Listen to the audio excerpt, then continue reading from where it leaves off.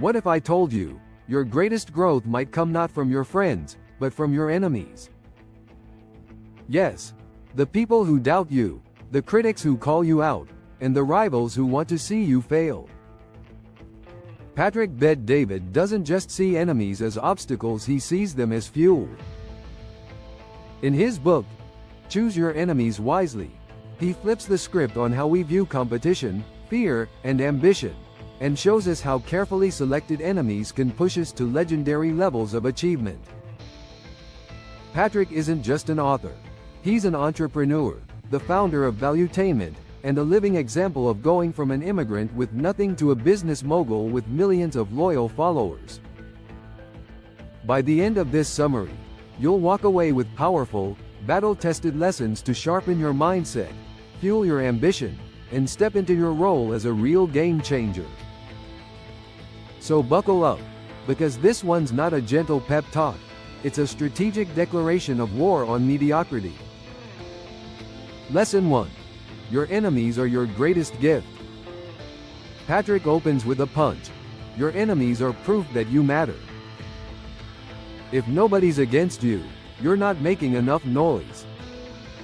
Great leaders, icons, and innovators didn't become great because everyone loved them. They became great because someone opposed them. Enemies give you clarity. They show you what you stand for. They force you to sharpen your vision. Without them, you stay soft, comfortable, and invisible. Real-life lens. Think about Elon Musk. His bold moves in Tesla, X, and SpaceX didn't make him friends in the auto, media, or aerospace industries. But the criticism? It made him louder, bolder, and more focused. His enemies forced him to build an empire. Lesson 2. Picking the wrong enemy can ruin you. Not all enemies are worth your time. Patrick emphasizes the danger of picking weak targets or fighting meaningless battles. The wrong enemy distracts you, drains your energy, and gives you nothing in return. The right enemy, on the other hand, is someone or something that pushes your limits, forces you to level up, and symbolizes everything you're fighting against. Real-life lens. Think of Apple versus Microsoft in the 90s. Steve Jobs didn't waste time attacking small competitors. He targeted the giant.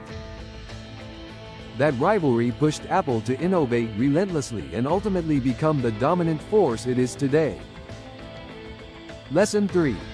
Define what you stand against. Enemies don't just appear. You choose them by clearly defining what you refuse to accept. Patrick teaches that the fastest way to rally people around a mission is to give them something to stand against, not just something to stand for. Having an enemy creates direction. It aligns your energy, your team, and your resources toward a single focus. Real-life lens. Martin Luther King Jr. didn't just talk about dreams, he stood against racial injustice. That clarity turned his movement into a historic force that changed America forever. Lesson 4. Enemies make you bold. Nothing awakens the lion inside like being challenged. When your back's against the wall and someone is trying to knock you down, fear gives way to focus. Patrick explains how pressure creates diamonds, and enemies bring that pressure into your life. Greatness doesn't come from comfort, it comes from combat. Real-life lens. Muhammad Ali became the greatest, not by shadowboxing, but by taking on fierce opponents like Joe Frazier and George Foreman. Each enemy brought out a new version of him. Lesson 5. Strategic rivalry beats emotional revenge. This book isn't about blind hatred. Patrick draws a sharp line between being strategic and being emotional. You don't choose enemies to destroy them emotionally. You choose them to outperform, outthink, and outlast them. It's not personal, it's purposeful. Real-life lens. Look at Netflix versus Blockbuster. Netflix didn't spend time being bitter. It strategized, innovated, and adapted. And Blockbuster became history. Lesson 6. Enemies expose your weaknesses. Here's a hard truth. Enemies are like mirrors. They reveal what you're not good at yet. Instead of running from that, Patrick says to lean in. Every jab, every critique, every public doubt is an opportunity to patch your leaks and fortify your strategy. Real-life lens. Think of athletes like Michael Jordan. Every time critics said he couldn't do something, he trained like a madman to prove them wrong, and turned weakness into weaponry. Lesson 7. Your enemies unite your tribe. When you declare an enemy, you give your followers a cause. Patrick shows how movements become powerful when there's a common opponent. Whether it's a broken system, an outdated norm, or a powerful rival, shared enemies forge loyalty and fire in your team. Real-life lens. Look at the startup world. Many companies were built on challenging the old way, Airbnb against traditional hotels, Uber against the taxi system. Their enemy wasn't a person, it was a system. Lesson 8. Great leaders choose enemies with a vision. A petty fight ends quickly, but a visionary enemy keeps you sharp for years. Patrick encourages readers to select enemies that elevate their mission, not shrink it. The best enemies force you to evolve constantly. Real-life lens. Jeff Bezos didn't build Amazon just to beat Barnes & Noble. His enemy was the old retail model itself.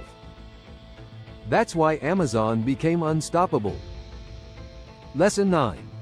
Don't let enemies define you. Use them to refine you. Patrick warns against letting your enemies control your identity. You're not just fighting against something. You're building something bigger. Use enemies as fuel, not as your identity. Real-life lens.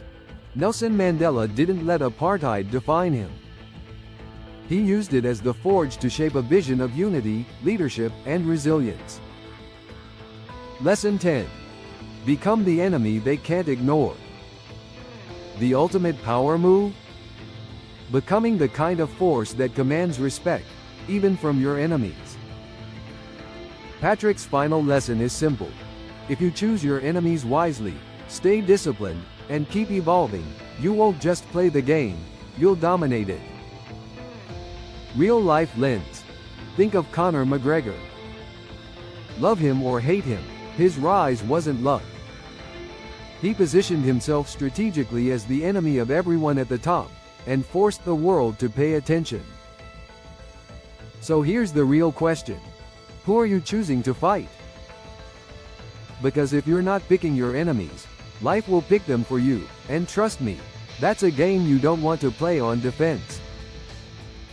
This book isn't about hate. It's about purposeful competition, strategic growth, and leveling up like a warrior. I'd love to hear your thoughts. Who's the enemy that's fueling your next level? Are you fighting the right battles, or wasting your energy on the wrong ones? If you found this breakdown powerful, this is exactly what we do here at the Summary Show. We dive deep into game-changing books and turn them into life-shifting lessons. Make sure to like, subscribe, and turn on notifications, because the next book might just give you the edge you didn't know you needed. Stay sharp. Stay dangerous. And remember, choose your enemies wisely.